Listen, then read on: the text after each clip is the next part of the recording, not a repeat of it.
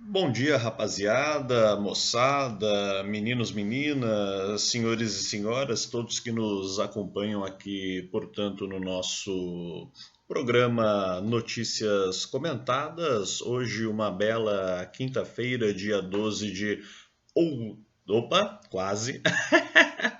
A gente leu o 8 aqui, né? Aí a cabeça às vezes dá aquela embolada e eu já quero antecipar o final do ano, né? Mas não, não é outubro, estamos no mês 8, no mês de agosto, e hoje, portanto, dia 12 de agosto de 2021, uma quinta-feira, a temperatura de 18 graus centígrados lá fora. Aqui dentro de casa eu acredito que um pouquinho mais quente, mais cálido, mas ainda assim já dá para sentir a mudança climática de ontem para hoje. Dia nublado, portanto, a gente acaba reparando nessa diferença. E tocando o barco esta semana, não podemos deixar de falar de tantos assuntos. É aquela famosa semana curta, mais tensa, agitada, muitas questões aí sendo colocadas na roda. O Galo, ao contrário do que falamos semana passada, né, teve todo aquele imbróglio, até sugiro que vocês assistam minha entrevista com o professor Alexandre Terini e, claro, todas as demais conversas aí as demais entrevistas aqui do nosso podcast Mesa de Debates de Tudo Um Pouco. Mas a questão é o ponto do Borba Gato. Acho que isso é importante a gente abrir para o debate, para a discussão com a sociedade. Como eu já disse aqui, repito, não aplaudo o que fizeram com a estátua em específico, mas acho que a discussão é importante ser travada com a sociedade de forma geral e, claro, procurar saber, entender o que é que as pessoas, afinal de contas, querem, entendem, buscar um conhecimento mais profundo da sua história e até abrir a discussão que o PCO travou também essa semana com relação ao que fizeram com a estátua de Borba Gato. Na verdade, eles até têm razão por um lado, e isso me parece óbvio, que a estátua por si só, ali parada, quieta na dela, realmente ela não está fazendo nada contra os trabalhadores, contra as classes mais oprimidas. O problema é o que ela representa, o que ela representou, quem foi essa figura no passado e o que ela simboliza hoje ainda e as pessoas que ainda trazem consigo essa visão e esse preconceito, o racismo, a xenofobia. Então, todos os aspectos, as características negativas do que aquela estátua e do que essa homenagem simbolizam, e a gente ainda vê permeado na nossa sociedade. É lógico, queimar uma estátua por si só não vai fazer a revolução, não vai mudar a realidade em que vivemos. Porém, eu entendo que foi uma forma, repito, não que eu aplauda, mas que foi importante para tentar reabrir, para tentar reativar essa discussão com a sociedade, porque aliás já é algo que vinham fazendo em outros países e também no próprio Estados Unidos, com a questão da morte do George Floyd e todas as manifestações pela questão antirracista lá. E a gente sabe que se há um país tão ou mais racista do que os Estados Unidos, esse país é o Brasil. Então, esse tipo de discussão acaba reacendendo e é muito importante a gente continuar travando. E, portanto, liberdade aí para o Galo, conhecido como Galo de Lutas, e está agora Claro, vai ter que responder pelo que fez, haverá todo um processo judicial, mas a princípio, até onde a gente vem acompanhando, não seguirá preso.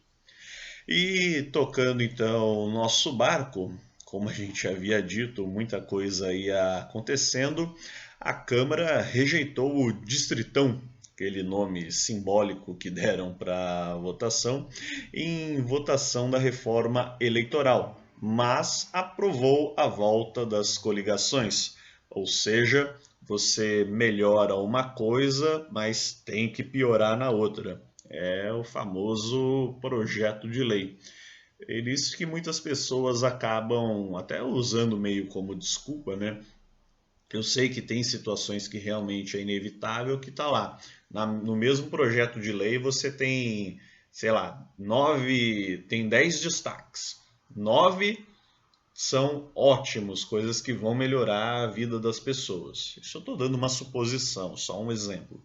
Mas em um destaque lá que é ruim, que é. Não vou falar aqui em respeito aos demais ouvintes, mas enfim, é um, né? Mas a pessoa acaba tendo que aprovar por conta daqueles outros 9 que são importantes estarem em vigor. E acaba no bojo levando aquele um a mais que a gente não queria, o famoso no pacote. De qualquer forma, tem que saber que há situações e situações, e muitas vezes os políticos acabam utilizando isso, inclusive, como desculpa. Então, vamos ficar sempre de olho no que está acontecendo por aí. De qualquer forma, ainda sobre a volta aí das coligações, a PEC ainda precisa ser votada em segundo turno para depois ir ao Senado. Então, aí que teremos alguma informação mais concreta. E o Brasil atingiu a menor média de casos de Covid desde novembro. Também temos vendo redução no número de mortes e tudo isso. Claro que a ciência ainda está fazendo diversas análises, diversos estudos, mas já podemos ponderar como sendo causa, efeito do processo de vacinação. Já temos várias cidades, vários estados vacinando ou quase vacinando a sua população de 18 anos e consta que aqui em São José dos Campos, no sábado, segundo dados oficiais, informações oficiais, já estaremos vacinando a população até 18 anos, o que significa que a partir da semana que vem, pelo que tudo, se tudo andar conforme os planos, teremos então a vacinação dos chamados de menores, né? Os menores de idade. Esperamos realmente que leve-se a vacinação aí para todos o mais possível. Porém, há uma questão delicada nisso tudo, com o vai e vem das vacinas, com a dificuldade de ofertas em alguns locais, em algumas regiões, nós temos também que lembrar da população de segunda dose, como é o meu caso, que acabei. Tudo bem, ainda é dia 12. Ontem eu já poderia ter me vacinado, tomado a segunda dose, mas por questões logísticas, por questões de lote, ainda não houve essa condição, pois eles abriram a segunda dose para pessoas que haviam se vacinado até determinada data, que não abrangia o meu caso. Portanto, eu devo, pela lógica, e se não chegar uma oferta, uma quantidade razoável, considerável de novas vacinas, eu provavelmente só serei imunizado, só receberei a segunda dose na semana que vem. Tudo bem, isso não é um grande problema, não vai acabar com o meu mundo por conta disso, mas eu já tinha perspectiva de ser vacinado ontem, né? E hoje já não aconteceu, e também acredito que amanhã, sexta-feira, muito menos. De qualquer forma, chegando as vacinas e o site da prefeitura estando todo regularizado, eu já pego e já, ó, vamos lá tomar a nossa segunda dose. Porque lembrando que após a segunda dose ainda tem aquelas 2 semanas a mais para você se estabilizar, para que a vacina dê todo o efeito necessário e você esteja, pelo que consta, completamente imunizado. Mas não vamos começar a acreditar em fake news, em informações distorcidas aí falando sobre a vacina isso, a vacina aquilo. A gente sabe que a vacina ela não é 100%, mas ela tem melhorado e a gente pode constatar isso em vários dados nas pesquisas aí que estão sendo diariamente divulgadas, na melhora dos casos e também porque a população, pelo menos grande parte, tem feito a parte dela e em outras situações justiça seja feita, o governo também tem feito a parte dele no que tange a vigilância. E as pessoas, obviamente, vacinadas estão mais protegidas dos males do coronavírus. Agora, evidentemente, tem casos e casos. Nós, infelizmente, ainda veremos mortes, ainda veremos internações. Não é passe de mágica, né, minha gente? Então, vamos tomar os devidos cuidados com certas críticas, com certos comentários que a gente vê aí nesse universo paralelo chamado internet. E Flor de Lis, tchau Flor de Lis, embora que, claro, seja devidamente julgada, se julgada condenada, se condenada apodreça na cadeia, ela que está sendo suspeita e pelo que todas as provas e informações devidamente atestam, é responsável pelo assassinato do seu marido. Então, um tanto quanto inaceitável ter uma deputada federal em exercício de mandato com essas acusações, com todo esse peso nas costas. Não é possível que a gente permita uma situação dessas, então, evidentemente, a Câmara agiu de forma mais do que correta. Falar um pouco de economia. Preço das gasolinas sobe nas refinarias. Oh, que dor no coração. Eu, particularmente, como eu costumo, até por conta disso também, mas por outros fatores, gosto bastante de estar me exercitando, realizando atividades a pé, o que eu tiver que fazer, faço zanzando aí pela cidade, claro, dependendo da distância, do tempo, tem todas essas questões. E quando muito necessário, obviamente, pego o meu carro sem problema nenhum. Mas dentro do possível, procuro fazer as coisas todas a pé.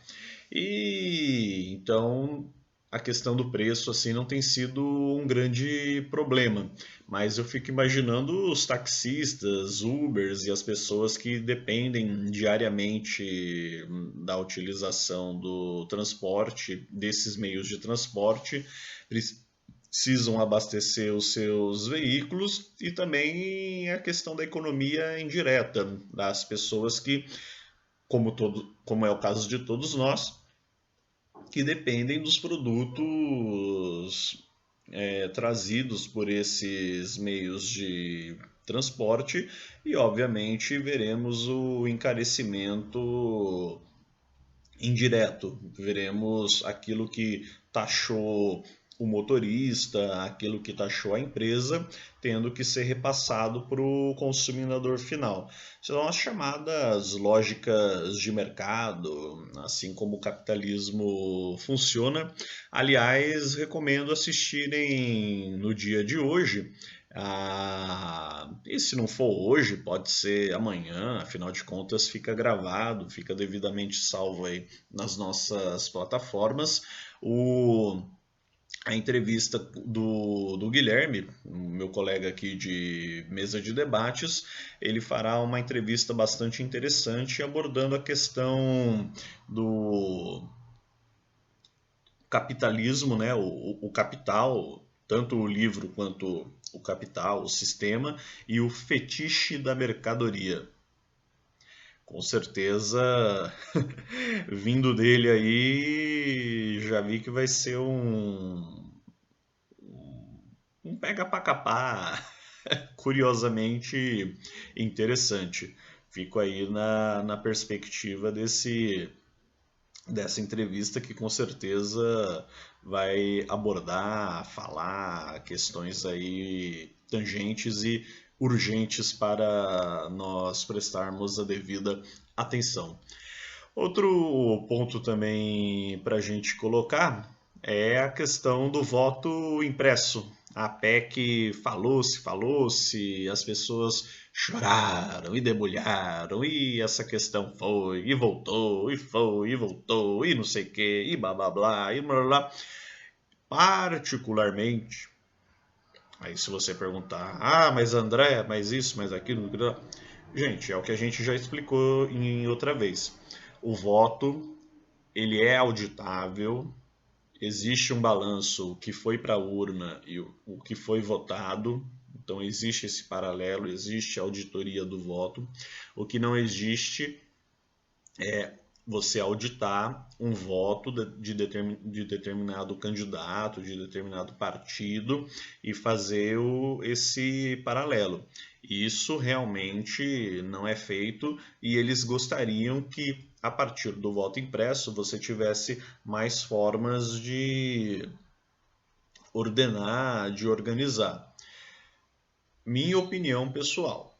Eu acho que, apesar do trabalho, da demora que isso imputaria, das dificuldades adicionais, dos problemas de falcatruas que a gente sabe como funcionam e que são muito reais, e também pelo fato de tudo que eu venho acompanhando até o momento, pesando os prós e contras, eu confio na urna eletrônica, a gente tem que considerar também, em que pese tudo isso, eu não sou de todo contra que a gente tivesse um sistema que, em paralelo à votação na urna eletrônica, computada e auditada, você tivesse também o voto impresso e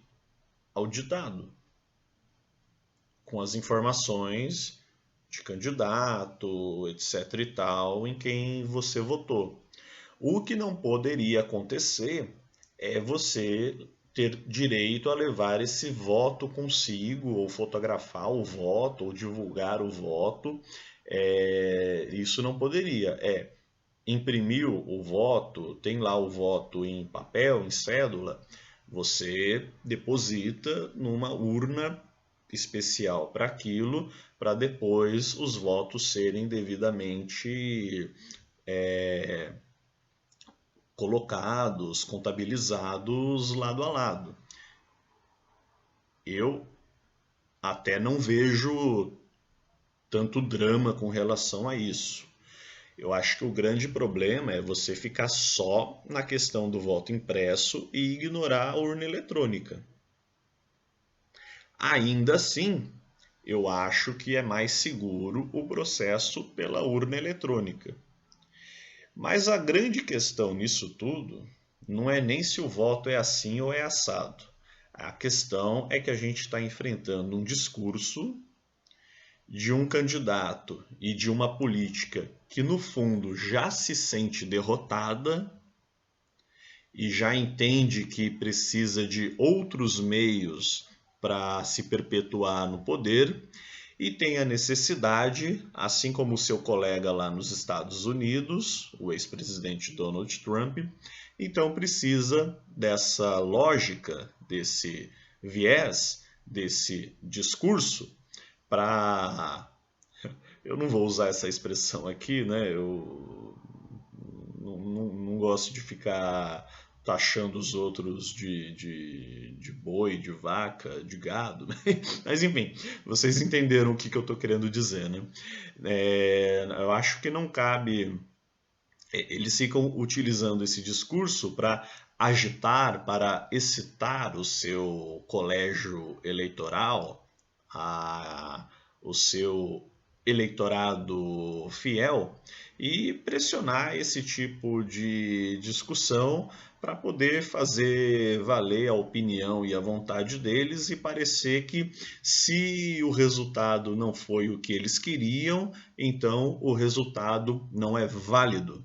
Isso é um discurso errôneo, antidemocrático e, antes de tudo, perigoso.